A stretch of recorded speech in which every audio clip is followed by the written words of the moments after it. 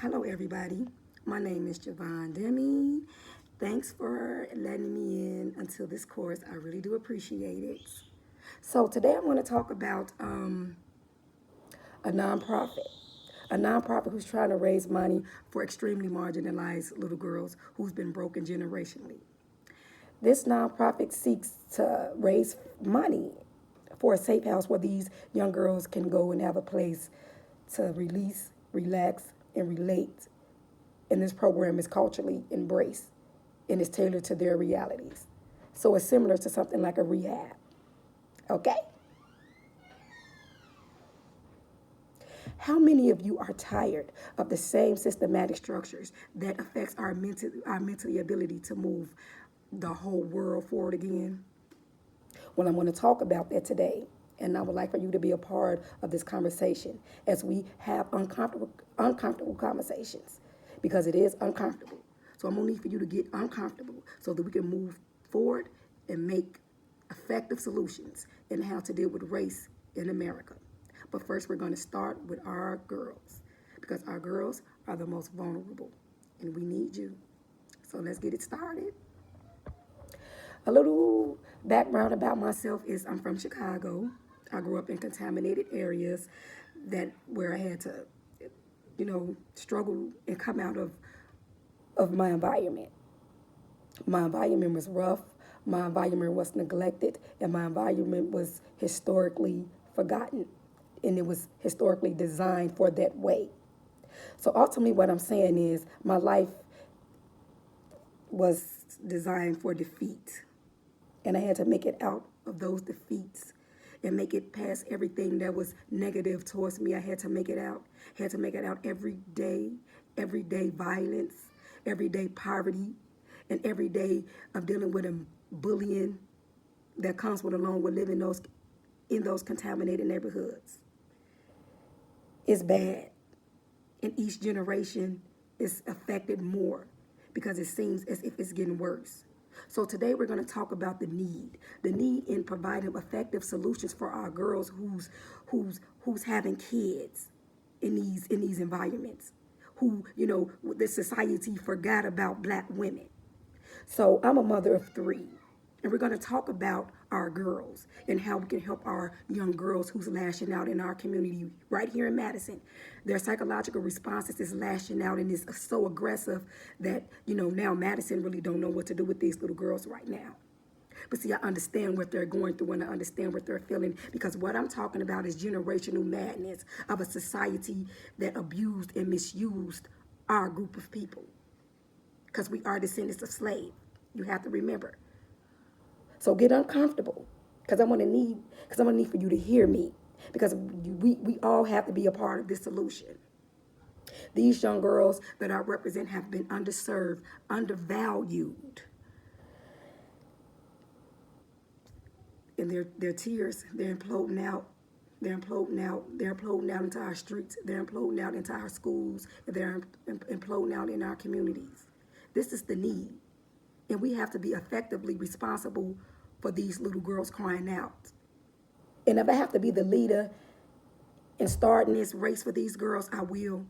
Because no better person can be able to explain to the world about what these little girls' feelings and the psychological damages that's being done every day when we neglect their spirit.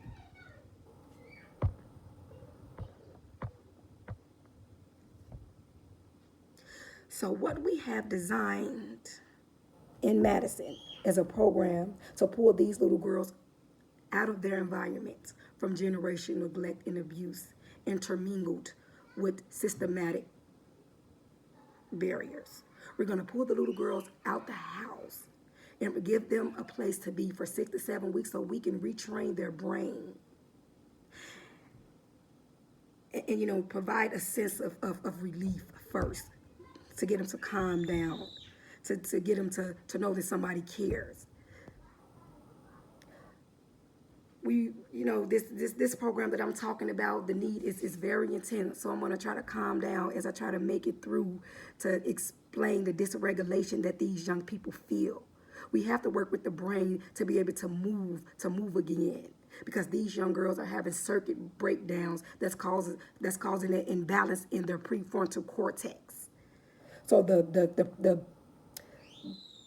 safe house is going to work in that in a culturally embraced manner. We're going to provide one-on-one emotional support to introduce them to conversations of what they're feeling and what they're going through, so they will be able to respond healthy in the contaminated environments and the behaviors that's in their communities. Okay? We're going to change the whole scope of their reality by providing meditation with food. We're going to do exercise. We're going to retrain the negativity out of these girls. We're going to retrain the hurt. We're going to give them life and long-term plans so they can establish and escape that world in these environments of where society have left us neglected and abused. And as Black women, we have children and we pass on these same social mentalities to our kids, knowing that we desensitize ourselves to this environment and we're not living, we just existing. I'm gonna say it again. We're not living, we just existing.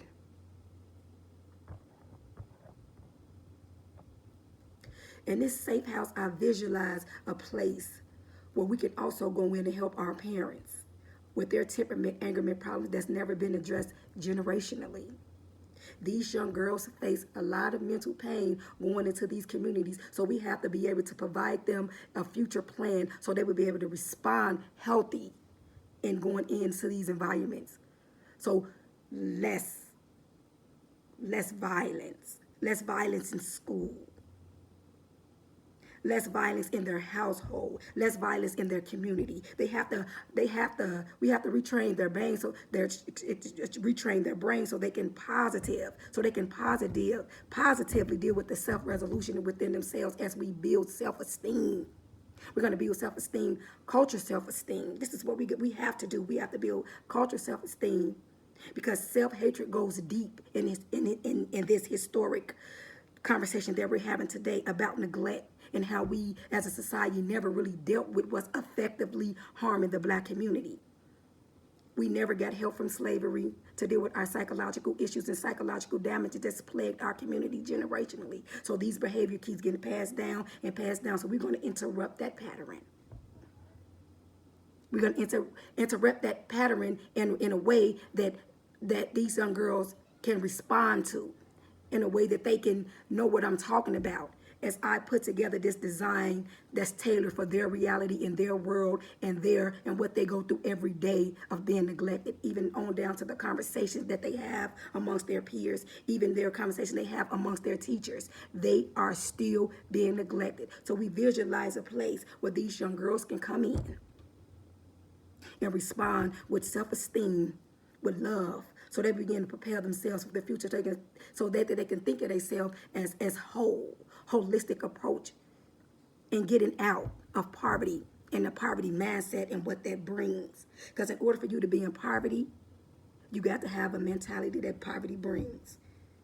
We visualize today that we're going to get those girls out of those mentalities. That is the whole goal, to show new girls and one-on-one intense, walk them through of how to be better and love yourself in this society, because baby girl, you count, I count.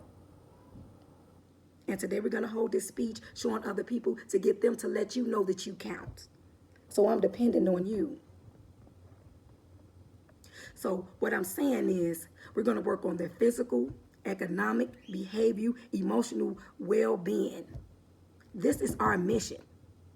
I'm going to say it again. Their physical, economics, behavior, and emotional well-being. We're going to provide services for generational neglect.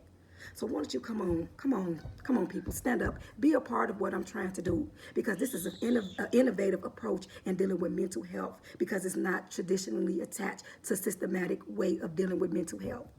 This is tailoring mental health for you. So the steps that I need for you to take, people, just get involved in the conversation that we're having today. The second thing that you can do is donate. Donate so we can get this program off the ground. Provide a donation.